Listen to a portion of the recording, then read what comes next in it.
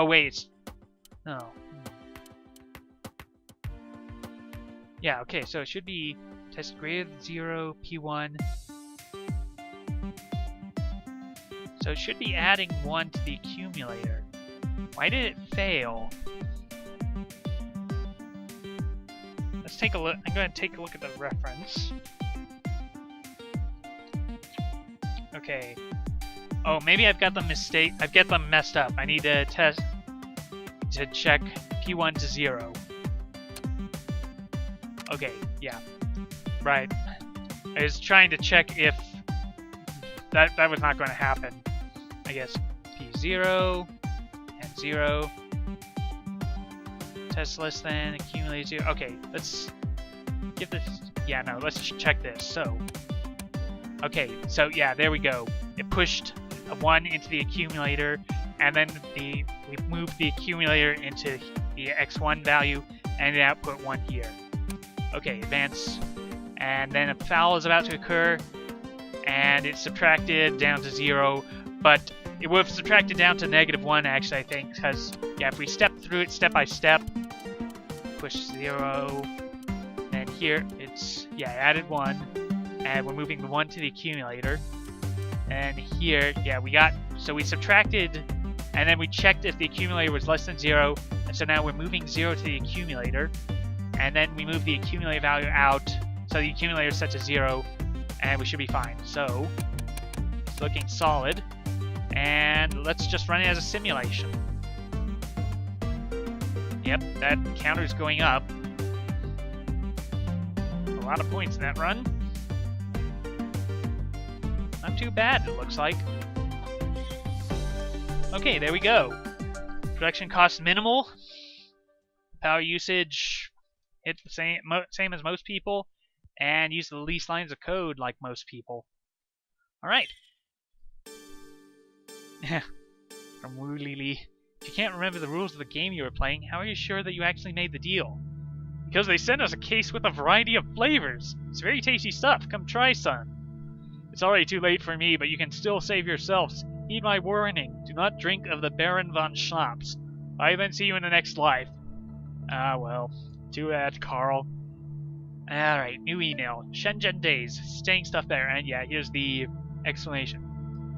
Yeah, it's from Tilly. Hey, y'all. Y'all. Y'all. Y'all. Y'all.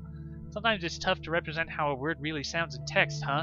Take, for a totally random example, Shenzhen. How do you say it? What's the ZH doing in there? Can you just ignore the H? Spoiler warning, you can't. ZH is its own sound in Chinese. We don't have time to go in all the fun foibles of Pinyin, the official romanization system for Mandarin Chinese, so let me just give you a little shortcut. Say Shenzhen. You know, like you're talking to your best friend Jen. And, well, then you're probably closer than you were before. How's that for confidence? I'll do one more. The Chinese yuan is the currency here. That word is one syllable. I hear people go yuan or you-an, and wow, that's kind of painful. I'm not sure how to fix this quickly. Yeah, how about trying to say yan really, really fast? You're still making 2 sounds instead of 1, but it's closer, maybe. By the way, we use as currency symbol, which you might have associated with JPY, the Japanese yen. And it is. It's also CNY, Chinese yuan. Look, don't you dare give me side-eye if you come from a place that uses a dollar sign, because do you mean Hong Kong dollars? Australian dollars? Canadian dollars? Yeah, at least we can probably agree that dollar sign. It means hella cash. Anyway, now you're wandering around Shenzhen buying things in Chinese yuan like the super pro that you are. Pronunciation can be tough, but it's worth putting in the effort. Ain't it, y'all? Yours, Tilly. And we've got some more projects now. A rubbish audio thing. From Carl Teskey. So a contract comes in to build a piece of audio kit. Sounds fun, right? I've always liked audio. This client promises that their little box will deliver crisp highs and booming lows all in perfect balance. Then I see their advert happens to include the much vaunted algorithm that powers this thing. Go on, take a look yourself. I should mention that I put a copy of said advert on your desk. Just look in the pile of papers marked supplemental data, since that seemed the most appropriate. I should also mention that we still have to do this, as sad as it is. Work's work, after all, even when you have to help a dodgy American company market rubbish like this as premium kit for audio files. So what he's talking about, again, is in the supplemental info in the manual. And, didn't pop it up, I guess because it's already running. Oh, and now everyone's seen my audio setup, or recording setup, which I have gone to extreme pains in previous series to try and keep hidden. Not that it matters. Okay, so anyway, the first page of supplemental data is here, the harmonic maximization advert. But yeah, so at the Sunnyvale Institute for Audio Engineering, we have done decades of advanced audio research, but even we know that a truly breakthrough audio device only comes around once in a generation. So it was with no small amount of trepidation when our scientists in the lab introduced us to something they'd been working on for the last few years. Would this be just another piece of audio gear destined to gather dust on the shelves of your local electronics store? Our minds changed once we took a listen. Everything sounded more alive, more present, more real to us than anything we'd heard before. Whereas before the harmonies would float through the air listlessly toward our ears, with this technology the sound was heightened, improved, maximized. The propeller heads in back won't like that we're showing it to you, but go on. Have a peek at the proprietary harmonic maximization formula.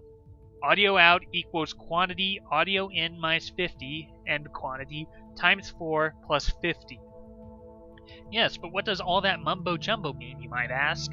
It may be Greek to you and me, but don't worry, what it means for us is crisp highs and booming lows all in perfect balance. As for all that math, well, we'll just have to trust that our world-class acoustic engineers know what to do with it. And it's a good thing we do, because they've taken that little algorithm and miniaturized it into an ingenious little device you can plug into any audio source. The Sunnyvale Institute for Audio Engineering, changing the way you hear from ear to ear. Well, that sounds like rubbish. Whoops. Oh, and now it worked that time, and I have no idea why. Oh well, let's open in concept and design the harmonic maximization device. So, audio in is a simple input connected to an audio source, and audio out is a simple output connected to an audio receiver, and maximize is a simple input connected to a switch. And considering there's 3 simple outputs, it looks like I'm going to need at least 2 controllers. Anyway, the signal from audio in should be copied to audio out, applying the harmonic maximization algorithm when maximize switches on. Look in the supplemental data section of the manual to find an advertisement featuring the harmonic maximization algorithm. Alright, well, let's set up this garbage. Okay, and yeah, that should do fine. So I'll hook up audio in to P0 rather, and maximize to P1. Alright, and then I'll connect this X-Bus port to here so that I can just shunt data into this next controller and just hook it up to the audio out. Now then, first thing we need to do, move P0 to the accumulator, and then we need to test if P1 is on. Yeah, so test greater than P1 and 0.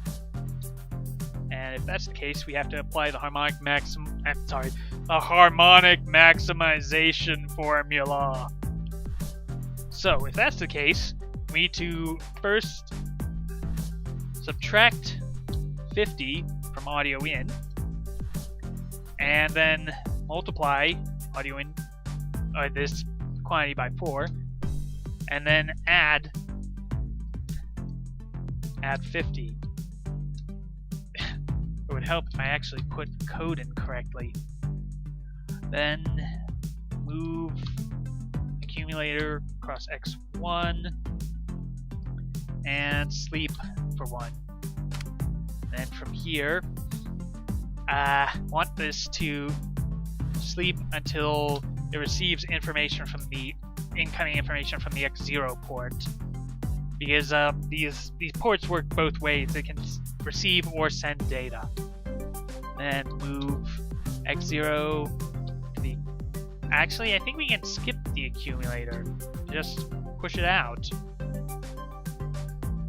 I think that would work. Anyways, let's go through step by step.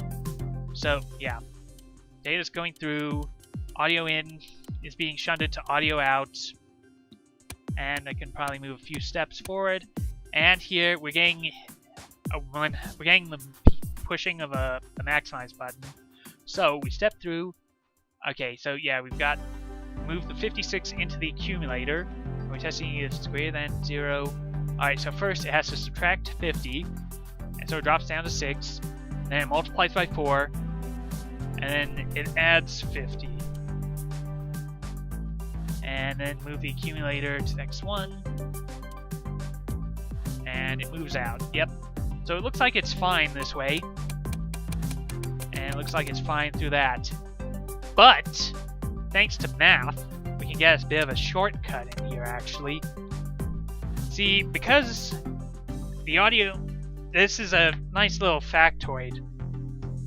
The multiplication here can be distributed over the value. So, instead of subtracting 50, well, or rather, we can do the multiplication part first. So the quantity becomes 4 times audio in minus 200 plus 50. And because addition is commutative and subtraction is just addition in inverse, we can combine the 200 and the 50 together for a total of minus 150. So we can condense these 3 lines into 2. And all we have to do is just multiply by 4 and subtract 150. And there's my math degree coming in use. So, we step through a few times, and here we're getting the maximization coming in. We check if it's greater than, so then we multiply the accumulated value of 56 by 4 to 224, subtract 150, and it's back down to the 74 that it would have been at the longer way. And move it in, and it gets pushed out. And so it looks like if I advance this through, it's solid. So just run simulation again. And yeah, I don't know if I would have actually realized this if I had not watched Scott Manley's video on this. I mean, sure, I've got a degree in mathematics, but I don't always see the obvious. So there it is. Cost 6 yuan. Power usage 431. Lines of code 6. These bar graphs are not, well, they're okay, I guess.